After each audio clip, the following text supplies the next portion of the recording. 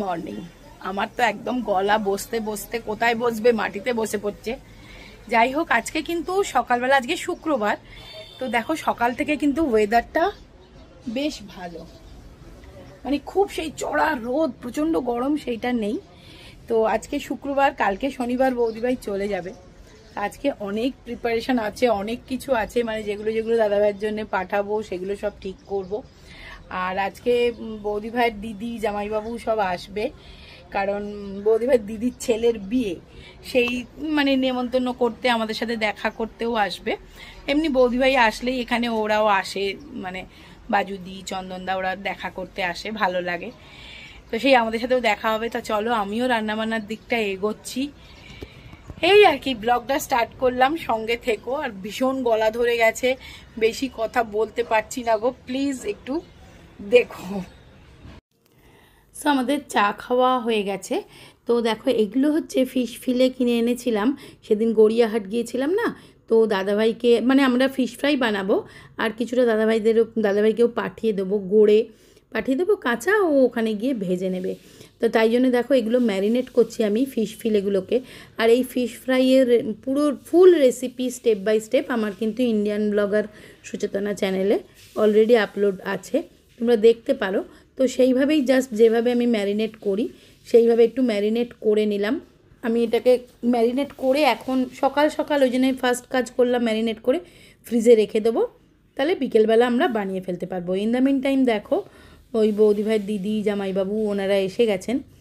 মানি বৌদিভাই ওদের সাথে গল্প করছে, আমিও গল্প করছিলাম, তারপরে আমি চা করে দিলাম, মিষ্টি টিষ্টি যা দেবার দিলাম, দিয়ে তারপরে কিন্তু আমাকে তো একটু রান্নার দিকটাও দেখতে হবে, এখন অনেকটা বেলা হয়ে গেছে, 12টা 12:30 বাজে, রান্নাবান্নার দিকটাও দেখতে হবে।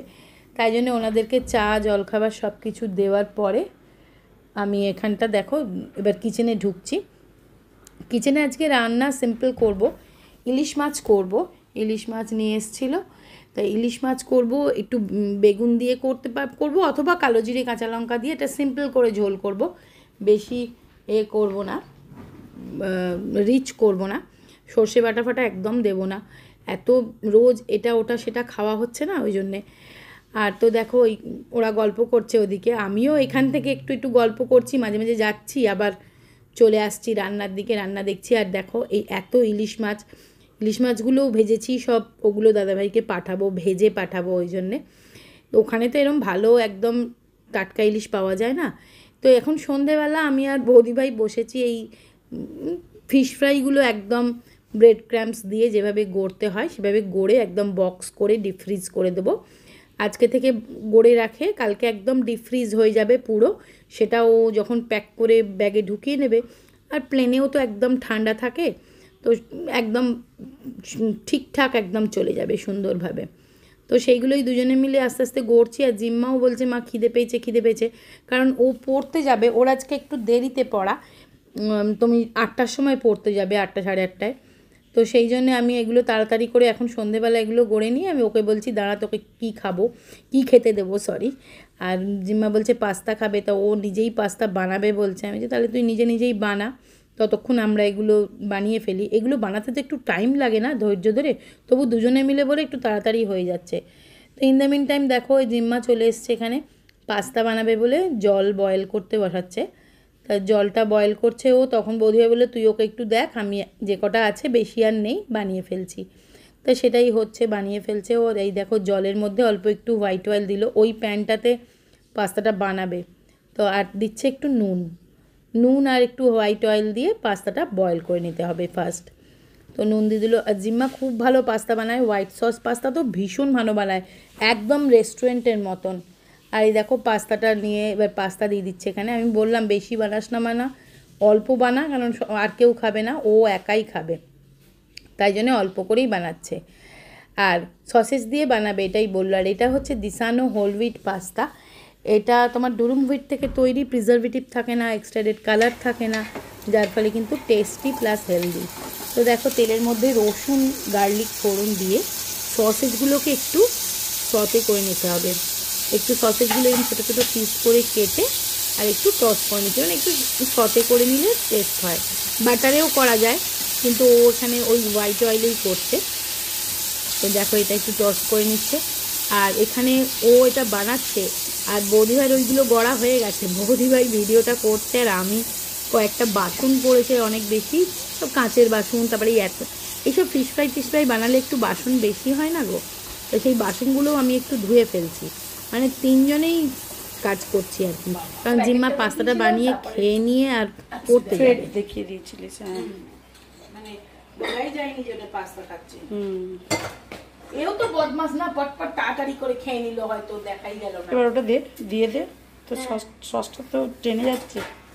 আর একটু টানবে, এখনো অনেকটাই ওয়াটারি আছে। যেই পাস্তাটা দিবি সঙ্গে সঙ্গে ওটা হয়ে যাবে, বিকজ ও তোমার আমার থেকে অনেক বড় রাঁধুনি হয়ে গেছে, বুঝেছো? না ও ওর মতো করে, which is good, রাঁধুনি, which is good. ও গো রাঁধুনি, শোনো গো শোনো, রান্না বলে দিচ্ছ।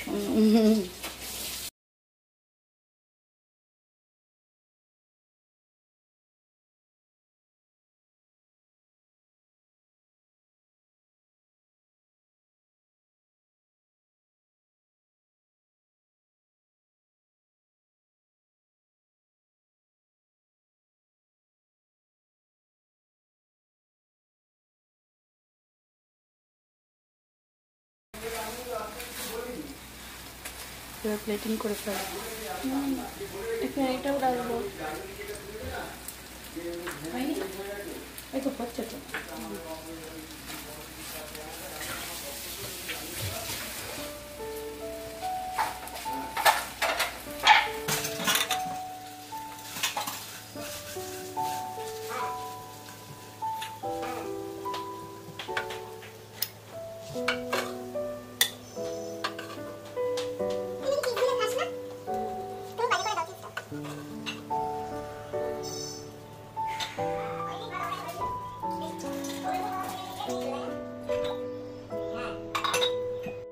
তো যেখানটা বসে ওগুলো বানানো হয়েছিল না, এত নোংরা হয়েছে, ব্রেড ক্রাম্পসগুলো উড়ে উড়ে পড়েছে, পাখা ছাড়া তো এক মুহূর্তে থাকা যাচ্ছে না না। তাই জন্য এই আগারো স্পিন মপটা বের করে আমি মপ করে নিচ্ছি, কারণ যেগুলো পড়েছে, ধুলো পড়েছে। তারপরে পাস্তাটাও বানিয়েছে, ওখানেও একটু তেল ফেল পড়েছে। তো কারণ বাচ্চা মানুষ, ও রান্না করলে একটু তো নোংরা হবেই না। তো এই দেখো আগারোর এই স্পিন মপটা না ভীষণ ভালো, এটার ভেতরে জল দিয়ে রাখা যায়। দেখো এখানে আছে, তো আমি জল দিয়ে দিচ্ছি একটু। জল দিয়ে নিলে তুমি জলটা স্প্রে করে সুন্দর করে কিন্তু ঘরটা একদম মুছে ফেলতে পারবে। তো সেটাই করছি। তো এটা পরিষ্কার ঘরটা করা হয়ে গেলে তারপরে আমি ফিশ ফ্রাইগুলো ভাজবো, মানে কিছুটা আর কি আমরা আজকে খাবো, সেগুলো ভাজবো, মানিকেও দেবো।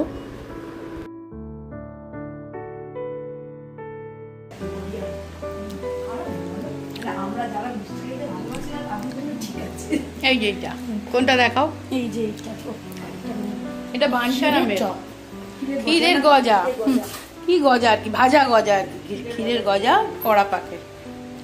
কেমন খেলে?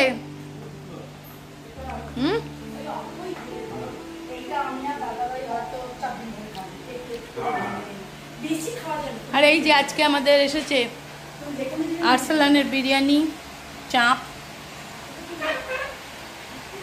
এইসব এসেছে। আর ইনি পড়তে যাচ্ছেন। এই পড়াটা বড্ড রাত করে, আর ফিরতে অনেকটা রাত হয়ে যায়, সেই 8টা। হ্যাঁ, ফিরতে ফিরতে সেই রাত্রি 10টা। না না, ওটা নয়, এটা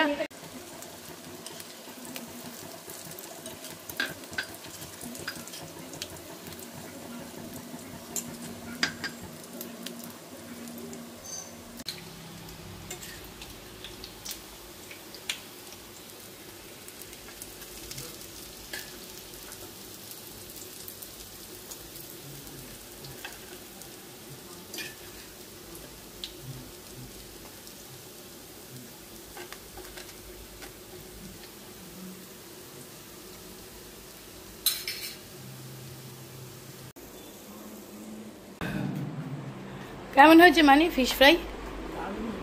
দাঁড়াও লাইট জ্বালাই, নাহলে মানি দেখা যাচ্ছে না মুখটা। বলো ফিশ ফ্রাই খেলে তো রিভিউ দাও। দারুণ হয়েছে, দারুণ দারুণ হয়েছে, দারুণ। খাও, খেয়ে শান্তি, খেয়ে শান্তি, খেয়ে অসুখও নেই, শান্তি। ঘরের জিনিস বলো, ওয়েটও ঠিক থাকবে, সেটাই, এই বাড়িতে বানালে এটাই একটা সুবিধা, ভালো তেল, পোড়া তেল নয়। তারপর মাছটাও মানে টাটকা মাছ, কালকে কিনে নিয়ে এসেছি তো গরমের থেকে, পুরো গোটা ভেটকিটা কিনে আর ফিলে করে নিয়ে এসেছি। দাদা ভাইকেও পাঠিয়ে দেবো গড়ে, মানে বক্সে ভরে ফেলেছি, নিয়ে যাবে ও। হ্যাঁ মানে ভাজবো না, হ্যাঁ বৌদি ভাই ভেজে নেবে ওখানে গিয়ে, কিচ্ছু খারাপ হবে না।